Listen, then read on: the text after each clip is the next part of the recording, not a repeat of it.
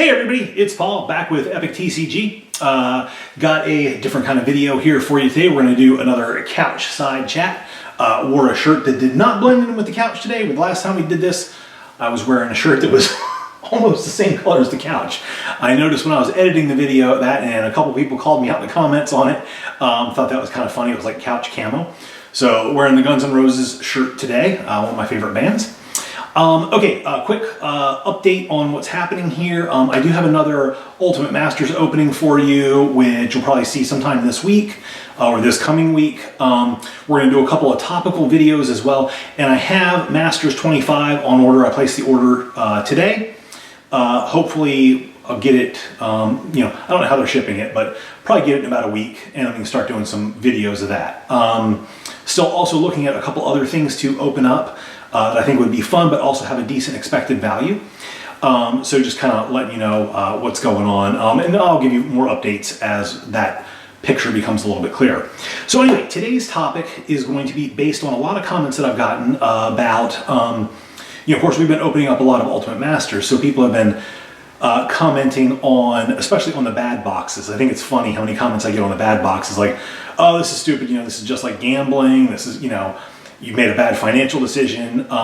So I thought this would be a great video to do on the differences between gambling, speculation, and investing. And as always, this video is for entertainment purposes. For you need to work out your own investment strategy. Speak with a professional about that. I'm just some guy on a couch, not licensed or anything else, not a professional. I'm a professional couch sitter, but as far as telling other people about their finances, no, that's up to you. One recommendation I would make is no matter who you talk with about finances, always make sure you understand exactly what you're doing or what's going on with your money. That's not because of any bad stuff an investment advisor might do, but mostly you need to understand what's going on with your money and make a decision that you're most comfortable with. We're going to get to why that's important in just a minute, but anyway, so with that out of the way, let's talk about the three things. Let's talk about gambling first. I'm filming this on Friday. Actually, you guys are going to see it tomorrow morning, so it's cool. So the Super Bowl is coming up tomorrow. Tomorrow is the Super Bowl, Sunday, February 3rd. Probably, I think it's the busiest weekend in Las Vegas. Most money will be wagered in Las Vegas this weekend or this past week than any other time. At least that used to be true. That may or may not be true any longer, but I know for a fact that used to be true. So I'm going to use the Super Bowl in a lot of my analogies here, just because I think that's going to help us out, and plus it's timely, and we'll tie it all back to magic as well. So gambling is the wagering of money or resources on something which the outcome is predicted entirely by chance. So with the Super Bowl, that would be like, well, I'm going to bet $1,000 that the Patriots are going to win the coin toss and get the Patriots are going to win the coin toss. Well, the coin flip is a, complete 50-50 chance, given a fair coin, a fair toss, all that other stuff. You're not going to affect the outcome. I'm not going to, nobody on that field is going to affect the outcome of that coin toss. It doesn't matter how skilled somebody is, at football or anything else. The coin is just going to land where it's going to land, and it just doesn't matter. So that's a great definition of gambling. I want to stress before we get too far into this that a lot of times people mistake one thing for another. They'll mistake gambling for investing, or they'll mistake speculating for investing, or they'll mistake gambling for speculating. And it's important just to kind of understand what the three things are, so that you actually know what you're doing. When you're putting your money down on something. So gambling would be something that would be totally, random chance. That's all that's going to determine success or failure for you. So as the bettor in that example, your success or failure of winning money or losing money is going to be completely random, completely up to chance. It would be the equivalent with magic of walking up to a box of, let's say, unlimited sealed booster packs. You could get a Black Lotus, you could get a Mox, or I think unless you pull one of the Power 9 cards, I think you're gonna end up losing money. based on what you would have to pay for a pack. Because I have no idea what a pack of unlimited costs, but I'm gonna just guess it's probably somewhere close to $2,000, maybe more. That's just totally a guess. I have no experience buying those. But so you plunk down your $2,000 unless you pull a Mox or a Lotus or Ancestral Recall or Time Walk or Time Twister, and even those three might be tough. But unless you get one of the Power 9, you have lost money on that pack. And that chance is going to be completely random because you're walking up, somebody's handing you a pack, and assuming the pack is unsearched, you have nothing to do with the success or failure. It doesn't matter how skillfully you open the pack of cards or how sloppily you do it. The cards contained within it are what's in it, and that's just the end of it. That's it. That's all there is to it. All right, speculating. Let's move on to that. Now, speculating is a little bit different. Speculating is putting money down on something, and you can state your reason for doing so, but the reason for doing so is not grounded in fact. So that's an important concept to understand. You can say, well, I'm buying Ultimate Master. Well, let's go with our Super Bowl. Let's go with our Super Bowl analogy first. All right, the Patriots have been to the Super Bowl more than the Rams have, especially in the modern era. Tom Brady has been in more Super Bowls than any other quarterback, I think. I'm just stating things I don't know for sure, but I'm guessing these things. So the Patriots are going to win the Super Bowl. Well, maybe they are, and that reasoning sounds decent, but it may not be grounded in fact. Even though I think it's a fact, it may not in fact be true. And when you put your money down on that, you could be stating these things or believing these things, but they may completely be false. It would be like saying, okay, Ultimate Masters, there's no way you can lose money on them. The expected value is much greater than the retail price. Well, you may think that's true, but unless you pull out a calculator and start doing some math, you're not going to know if that's true or not.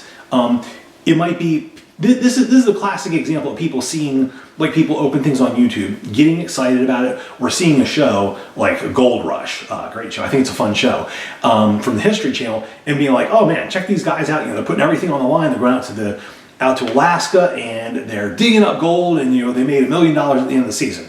So that's a profitable thing to do. It's like, no, look at all the costs involved, look at the time, look at everything involved. Think that stuff through. So that's the difference. So I want to make the big distinction between gambling. Gambling is completely, chance dictates success or failure. What you believe has no bearing on it, but really even you have no reason. You're just kind of like, well, I like the color red, so I want to bet on red, or I like the color black, so I want to bet on that. I like the Patriots better than I like the Rams, so I'm just going to bet on them. That doesn't mean anything. Speculating would be a reason for it. Walking up to a roulette table, just as an example, well, the number has come up on a red number for the past 6 numbers. That means a black number is due. Therefore, I have a greater chance of winning on black. Well, false. Read multiple internet posts about that to explain that. You have exactly the same chance, given a fair wheel, of getting a red or a black number on the next spin, because each spin is an independent event.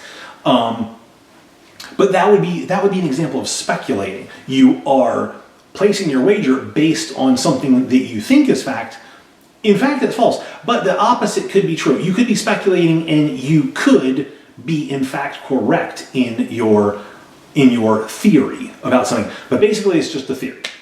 Now let's move on to investing. Investing is when you are, I'm trying not to use the word invest. Investing is when you put your money or your resources into a venture like a business, or into a financial vehicle like stocks or bonds, real estate, Magic the Gathering cards, cans of beans, whatever, that you believe will appreciate in financial value, or in resources over time. Now, the investment may be, use the word invest again, the financial gain may be because you invested, there it is again, because you put capital into it in the form of money, or maybe you put work or labor into it to increase the value. This would be a great example of an investment would be, let's say that you sat down and you did do the math and you said, look, if I buy 100 boxes of Ultimate Masters, I know I can eliminate most of the variants. And if I open them up and I sort all the cards out and I sell each and every one of them, unless something really weird happens, I should make, 25% of my money. These are just theoretical numbers, just for example's sake. That would be the idea of you are putting your time, your effort, your labor into that venture, as well as your money to buy the product, in the expectation that once at the end of all of it, when it goes through that funnel, what comes out is going to be a 25% profit in the form of money. Or perhaps you're going to take some cards off the top and set those aside, and those are going to be your profit. To use our Super Bowl example, this would be the person who keeps meticulous records and is like, okay, so I've got records. The last 100 games that Tom Brady started in the southeast of the United States on a Sunday afternoon, he has won 98% of them. Playing indoor versus outdoor, he wins this many. And basically they've got all these spreadsheets and stuff, and they figured out that, okay, there's this huge edge, for the Patriots. So I'm going to put my money on that, and expect them to win. They have put a lot of work into it. Now, this is an important concept. The results don't matter. I'm going to say that again. The results don't matter for any of the three. You can win or you can lose, because chance and variance will always play a part in these kinds of things. Things are going to happen that are way outside of your control or way outside of your expectation. The problem is, we as humans, we are geared to look at the results of things, and then we say, well, that was a good, if the results are positive, we tend to associate that with the good thing. Well, that was a good investment. And if we invested in something, but if something happened beyond our control, Tom Brady gets hurt on the first play of the game, and he's done for the rest of the night. And, the second string quarterback comes in and he gets plowed under. And now you've got, the third string quarterback in there who's never started a game in his life, and he's in the Super Bowl. Those are outside of your control. Those things can happen, but you're not expecting those things to happen. You can have all the spreadsheets in the world, and the Patriots should have won 99 times out of 100, except for this freak occurrence happened, and you know what? You end up losing. It doesn't mean that you made a poor investment. It doesn't mean that your investment all of a sudden turned into a gamble. It just means that chance came into play. By the same token, you could gamble and be like, hey, you know what? I'm going to put my mortgage payment on the Patriots winning the coin flip. And guess what? The Patriots could win the coin flip. You could do some kind of weird parlay bet where there has to be like this whole big series of events that happen. Like the Patriots have to win the coin flip. They have to score the first points, and it can't be a field goal or a touchdown. It must be a safety. Just some weird random mix of events. And the score of halftime has to be, exactly 10-2. And then the Patriots have to win in the second half, with an exact game-ending score of 31-17 or something. These are all like very specific events, but if you could call all those in advance, there are people in Vegas that would take those bets and they would give you 1,000-1 odds or 10,000-1 odds on it, because the chance of these things happening are so rare. If you go ahead and you place a bet on that, it doesn't mean that you made a wise investment just because all that stuff came true. It just means you got really, really lucky. So the results don't matter. The results being in your favor or against you don't shift things from one category to another. And that's a really important concept to kind of integrate into your life and understand, that variance does happen. Things happen outside your control, and that's okay. You need to come up with good processes, especially when talking about investing money. That's something that I really admire about a couple different people that I watch on YouTube. I'll shout out Rudy, just as an example. He seems to have a deliberate system. He's talked about it a little bit, and kind of I'm reading between the lines here, but he seems to have a very, very deliberate system about what he's doing. And over time, he has built up a significant collection. He's bought, when things are down, and he's buying things when things are up. It's just those things change a little bit. but definitely he has a reason. He has an exact reason for what he's doing. Now, Wizards of the Coast might come out and reprint the entire reserve list and crush everybody's investment, but that doesn't change it from an investment to a gamble or to a speculation. Basically, really what it kind of comes down to is if you can sit down and you can, if you can tell somebody, okay, I've got a reason for doing this, and you can say, okay, this is my reason for doing it. I'm buying reserve list cards because I believe that Wizards won't reprint them. Okay, great. That may be a speculation. But if you can say, okay, I'm buying reserve list cards because Wizards has said that they won't reprint them. Over the past 24 years, they have, since, when did Chronicles come out? 1995? Since 1995, Wizards of the Coast has not reprinted anything that would be, on the reserve list. Well, that's not actually true because they reprinted Mox Diamond. Since then, they haven't reprinted anything. And see, I don't know all the history, but I know that they haven't reprinted anything. So we're talking about investment now. Sorry, lost my train of thought. So Wizards has not reprinted anything on the reserve list, as well as we're reaching a point in time where people who played the game as teenagers are now getting established in their career. So they have a lot of disposable income. So they're going back and they're starting to pick these things up, much like what happened with comic books and baseball cards. And that'll be the subject of a whole nother video, just to let you know. So that's what's causing a tremendous amount of price appreciation in the market. There's a limited amount of these cards out there, and absent some new supply showing up, there's going to be more and more people competing for less and less of these cards. And there are people out there that are going to want high-grade copies of these cards. The people that have a lot of disposable income, and they want absolutely the best specimens of the cards for their collection. That's why, I'm just going to say I'm not doing this, but if you're trying to explain this to somebody and you're investing in reserve list cards, that's why I'm investing in reserve list cards. So let me use a real life example. Ultimate Masters. I'm somebody just sitting on the couch. I haven't bought any Magic the Gathering product in a long time. The only stuff I bought was for this channel specifically when Drew and I were opening things up. That was last, 2017. We bought a few things, but aside from that, we haven't bought anything in 20 years. I kind of went in big on Ultimate Masters. Reason why was because doing the math, it looked to me like the expected value was equal to the price that I paid per box. Now, what I'm expecting with it is that I'm going to be able to put my labor into it with opening the boxes up, sorting them out. I'm willing to sit on the cards until I believe that right now the prices are depressed. So when I did my calculations, I believe that the prices were lower than what they will be in the near future. Probably 3 to 6 months is my time expectation. I believe that I'll be able to sell the singles off at that point and recoup my investment, and I'm still going to be left with a whole lot of cards that I don't want to sell right now just because they're going to be so low dollar that selling them is just going to be a lot more time than what it's going to be worth to sell. Those are things I'm just happy to leave sit like in my closet or whatever and appreciate over time if they do. If they don't, it's okay too. So that's kind of my reasoning with that. So if I can sit down and I can explain that very quickly across the table from somebody, obviously there's some vocabulary things that we have to both understand about Magic in order to have that conversation.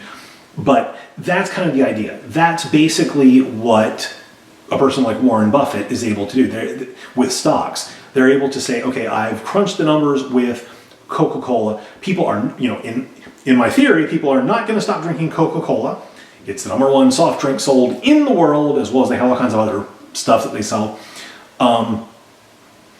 Their earnings are this much, the share price is this much, therefore I believe that my return on investment is pretty good. I'm going to buy X position. That's kind of the theory behind it. I'm using Coca-Cola as an example because I know that was his first investment, way back when. And that's just kind of the reasoning that, that these investors use. There's a formula that they're using to determine whether it's a good or bad investment that meets their criteria, and then they're putting their capital to work in that way. So that's just kind of where things are at with with my thought process going forward with Magic cards. To kind of bring this home and kind of bring it back to the comments, we've got, I get these bad boxes sometimes where it's like, oh man, we got $200 worth of cards in this box that we paid $300 or $350 for. Man, that kind of stinks. But overall, it evens out because I'm not buying just that one box. We've gotten boxes that are 400, 450, 500, 600. So it's been evening out. Overall, I'm right where I want to be in terms of expected value coming out of the boxes versus what I paid for the boxes. Wizards could decide to run off another, 100 pallets of Ultimate Masters. I can't control what they're going to do. I don't think that they're going to do that, but I can't control that. But if they did that, if that's what they did, I don't believe that that would have turned me buying Ultimate Masters all of a sudden into, gambling or speculation or a bad investment even. My theory, I think, or my reasoning for purchasing was correct.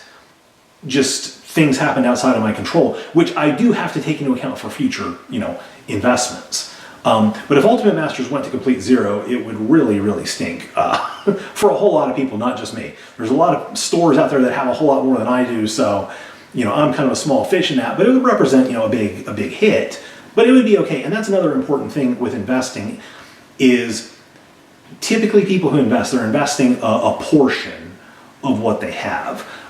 So if that investment does not pan out, it's okay. It's not really going to change the way that they live. It's not going to mean, that all of a sudden, they're living in their car. And that's kind of another important kind of distinction. Now there's plenty of stories out there, inspirational stories about people who did invest like their last dollar and pulled themselves up by their bootstraps. And I mean, that's awesome. That's great and everything. But, as far as doing that, there's just so much risk that comes along with that. That just makes me really, really nervous. I'm just not at a point in my life where I want to do that. I mean, maybe way back when, I don't think there was ever a time, like maybe when I was 15 years old, because Shannon and I got married, Shannon's my wife, you guys probably already know that, but we got married very young and, we had kids, started our family kind of early, so there was never that moment where like, hey, it's okay if I live in the car. It's okay if I have to move back in, with the parents or whatever. It's okay if this doesn't pan out. I'm just going to put it all on the line and that's it. There was never really that time. So I've always kind of had to, I'm a risk taker, but I've always kind of had to temper that with the idea of, how is this going to pan out? And that's something, very, very important to consider, with making investments. I would recommend, at least for me, it's my kind of rule of thumb is, do that with a portion of what you've got, diversify, have a bunch of different things out there, because if things go wrong, and I guarantee you things will go wrong at some point or another, you don't want to have all your eggs in one basket, I guess is what I'm saying. So anyway, this has been a different kind of video. We'll get back to opening some stuff pretty soon. Hope you guys enjoyed it. Leave those comments. We'll see you guys later.